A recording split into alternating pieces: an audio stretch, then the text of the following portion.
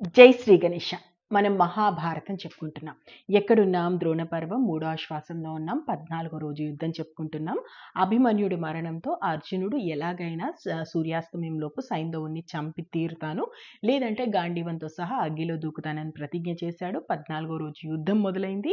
అద్భుతంగా ద్రోణాచార్యుడు శకట వ్యూహాన్ని పన్నారు. అర్జునుడు శకట వ్యూహం లోపటి వరకు వచ్చేశాడు. ద్రోణాచార్యుని దాటాడు, కృతవర్మను దాటాడు, మిగతా ముఖ్యమైన నాయకులందరినీ కూడా దాటుతూ ముందుకు వెళ్తుండడంతో దుర్యోధనుడికి తిక్కలేసి దీనంతటికీ కారణము ద్రోణాచార్యుడే అని చెప్పేసి ద్రోణాచార్యుని విపరీతంగా తిట్టాడు. కానీ ఆ తర్వాత గురువు పాదాల మీద పడడంతో ద్రోణాచార్యుడు ఒక అద్భుతమైనటువంటి కవచాన్ని దుర్యోధనుడికి ఇచ్చి, ఇది అర్జునుని గాంధీవం కానీ కృష్ణుని సుదర్శనం కానీ ఏమీ చేయలేదు, పో నువ్వు వెళ్ళి అర్జునుడితో యుద్ధం చెయ్యి అని పంపించాడు. మరి ఆ తర్వాత ఏం జరిగింది, మహాభారతంలో ఎలా కంటిన్యూ అయింది అనేది మనం ఈ రోజు ఎపిసోడ్లో చూద్దాం. ఎప్పుడైతే వీళ్ళందరినీ దాటుకుంటూ అసలు ముందుకు వెళ్ళిపోతున్నాడో అర్జునుడు, ఇక్కడ అవంతి దేశ రాజులు విందుడు అనివిందుడు వచ్చి అర్జునుడితో యుద్ధం చేయడం మొదలు పెడతారు. వీళ్ళిద్దరు కూడా అద్భుతమైన పరాక్రమాలు చూపించిన వారే, అద్భుతమైన అస్త్ర విద్యలు తెలిసిన వారే. ఇద్దరు కూడా వస్తారు, ఒక్కసారిగా అర్జునుని మీద పడతారు. చాలాసేపు అర్జునుడికి వీళ్ళకి యుద్ధం జరుగుతుంటుంది. అయితే వెంటనే కృష్ణుడు అంటాడు, సూర్యాస్తమం కాబోతుంది అర్జున, మన దగ్గర ఎక్కువ సమయం లేదు అనగానే వెంటనే కృష్ణుడు అని అనగానే రెప్పపాటులోనే ఎవరైతే విందుడు ఉంటాడో విందుడి యొక్క 2 భుజాలను నరికేస్తాడు, 2 చేతులు నరికేస్తాడు, తల ఎగరగొట్టేస్తాడు. ఒక్కసారి విందుడు అలా పడిపోగానే వాళ్ళ తమ్ముడు అనివిందుడికి విపరీతమైన కోపం వచ్చి ఒక గద తీసుకొని వెంటనే రథం దిగేసి వచ్చి కృష్ణుడి తల మీద గట్టిగా కొడతాడు. అసలు కృష్ణుడికి కొట్టేసరికి కృష్ణుడికి రక్తం కారుతూ ఉంటుంది.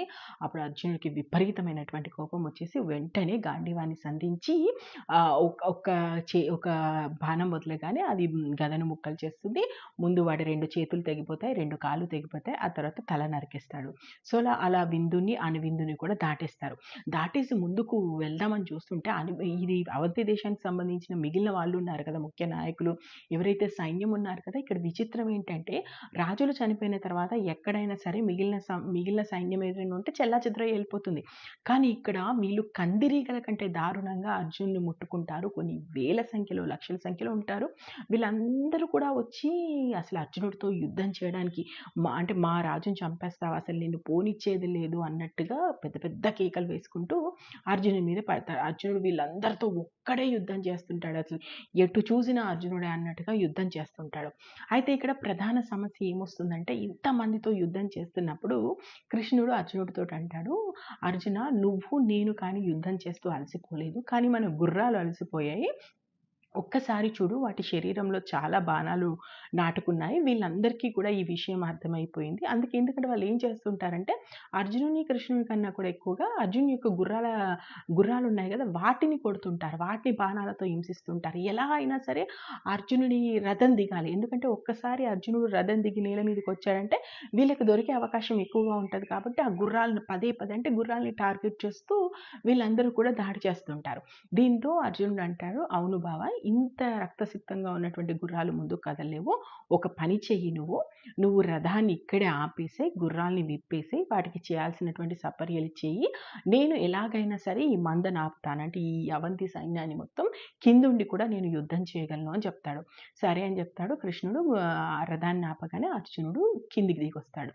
అసలు ఈ ఈ క్షణం కోసం ఎదురు చూస్తుంటారు అంతమంది కలిపి ఒక్కసారిగా. అంటే నేల మీద ఉన్నవాడితో యుద్ధం చేయకూడదు. ఈవెన్ కర్ణుడి సమయంలో కూడా చూశాను, నా దగ్గర రథం లేదు, నేల మీద ఉన్నవాడితో ఎలా యుద్ధం చేస్తావు అంటాడు కర్ణుడు. కానీ ఇక్కడ అర్జునుడు అలాంటి మాటలు ఏమీ పలకడు, అక్కడే నిల్చుంటాడు. అదే గాంధీవాన్ని సంధిస్తారు. అన్ని వైపుల నుండి ఎటువంటి రక్షణ లేదు అర్జునుడికి. అన్ని వైపుల నుంచి గదాలు, తోమురాలు, వివిధ ఆయుధాలు, శక్తులు, ఎవడు ఏమి విసురుతున్నాడో తెలియదు, అన్ని వైపులా తానే యుద్ధం చేస్తుంటాడు. ఎంత విచిత్రం అంటే నేల మీద ఉన్నటువంటి అర్జున్ని ఇంత పెద్ద సంఖ్యలో వచ్చినటువంటి సైన్యం ఏమీ చేయలేకపోతుంది. చివరికి తోక ముడిచి చచ్చిన వాళ్ళు చేస్తారు, మిగిలిన వాళ్ళు వెళ్ళిపోతారు. ఎందుకంటే తునాతునకలు చేసి పెడతాడు దాన్ని. ఇంతలో కృష్ణుడు అక్కడికొస్తాడు. వచ్చి, "అర్జున, గుర్రాలకి నేనైతే బాణాలన్నీ తీశాను. అవి ఇప్పుడు సిద్ధంగా ఉన్నాయి.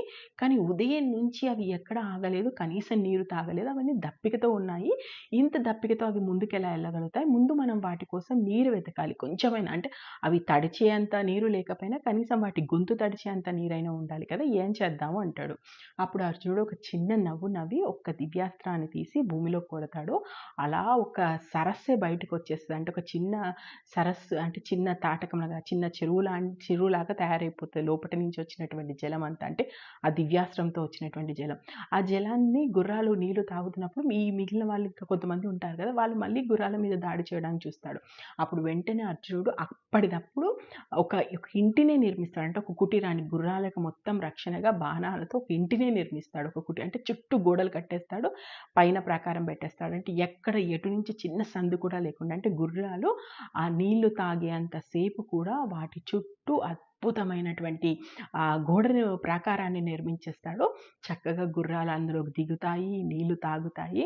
మంచిగా అసలు కృష్ణుడు గనుక ఆడవాళ్ళ మధ్య నుంచి వస్తే ఎంత వయ్యారంగా వస్తాడో అంత అద్భుతంగా ఆ గుర్రాలకు నీళ్లు తాగించి చిరునవ్వు నవ్వుతూ అక్కడి నుంచి బయటకొస్తాడు. ఇదంతా చూసి పైన దేవతలు కూడా ఆశ్చర్యపోతారు.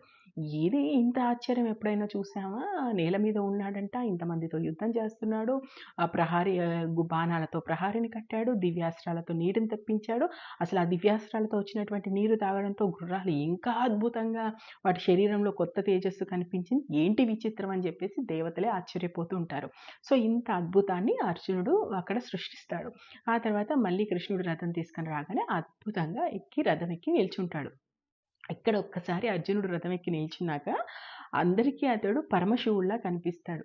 ఏంటి, నేల మీద ఉన్నప్పుడే ఏం చేయలేకపోయాము, ఇక రథం ఎక్కి నిల్చున్నాడు. నందిని శివుడెక్కి నిల్చున్నట్టుగా, నంది మీద శివుడు కూర్చున్నట్టుగా కూర్చున్నాడు. ఇంకా వీడిని మనం ఏం చేయగలుగుతాం అని చెప్పేసి మిగిలిన వాళ్ళందరూ ఎటు వెళ్ళాలి, ఏం చేయాలని ఆలోచిస్తుంటారు. ఇంతలో సాయంత్రం కాపొస్తుంటున్నది. అంటే ఇంకాస్త అయితే సూర్యాస్తమం అవుతది. ఏం చేయాలి, ఇంకాసేపు అర్జునుడిని ఆపితే సరిపోతుంది అన్నట్టుగా మిగిలిన వాళ్ళందరూ కూడా వస్తుంటారు. ఇంతలో కృష్ణుడు వెంటనే అదిగో సాయంత్రం కాబోస్తుందని తన పాంచజన్యాన్ని పూరిస్తాడు. అర్జునుడు దేవదత్తాన్ని పూరిస్తాడు. పూరించిన వెంటనే వీళ్ళకి చాలా దూరంలో జయద్రథుడు కనిపిస్తాడు. జయద్రథుడు చుట్టూ కూడా అద్భుతమైనటువంటి రక్షణ ఉంటుంది. వీళ్ళతో పాటు కృపాచార్యుడు, శల్యుడు, అశ్వత్థామ, ఉరిశ్రవుడు, కర్ణుడి కొడుకు, ఇంతమంది కూడా అక్కడ ఆయనకు రక్షణ ఉంటారు. చెప్పాను కదా నేను గత ఎపిసోడ్లో, ఒక్క జయద్రథుడికి రక్షణగా ఎన్ని వేల సైన్యాన్ని ఉంచారు, ఎలాంటి వ్యూహం మధ్యలో ఉన్నాడు జయద్రథుడని. అంత దూరంలోనే జయద్రథుని చూస్తారు వీళ్ళు. కృష్ణుడు అంటాడు, ఇదిగో సూర్యాస్తమయం కాబోతుంది అర్జున, ఇంకా సమయము మించిపోకముందే మనం జయద్రథుని చంపేయాలి. వీడిని చంపితే కానీ నీ ప్రతిజ్ఞ నెరవేరదు. పద మనం ఇంకా తొందరపడాలి అంటాడు. దాంతో అర్జునుడు అంటాడు, పద బావ, మన రథాన్ని జయద్రథుడి వైపు మళ్లించు. ఈరోజు ముక్కంటి కూడా వాడిని కాపాడలేడు అంటాడు. ఈ మాటలన్నీ కూడా అక్కడ మన దుర్యోధన వాళ్ళ తమ్ముళ్ళు వింటారు. అందరూ కూడా అయ్యో జయద్రథుడి వైపు వస్తున్నారు, ఎలా మనం జయద్రథుడిని రక్షించుకోవాలని వాళ్ళలో వాళ్ళు మాట్లాడుకుంటారు. కానీ అర్జునుడు ముందుకెళ్ళేటువంటి ధైర్యం ఎవరు చేయలేకపోతుంటారు.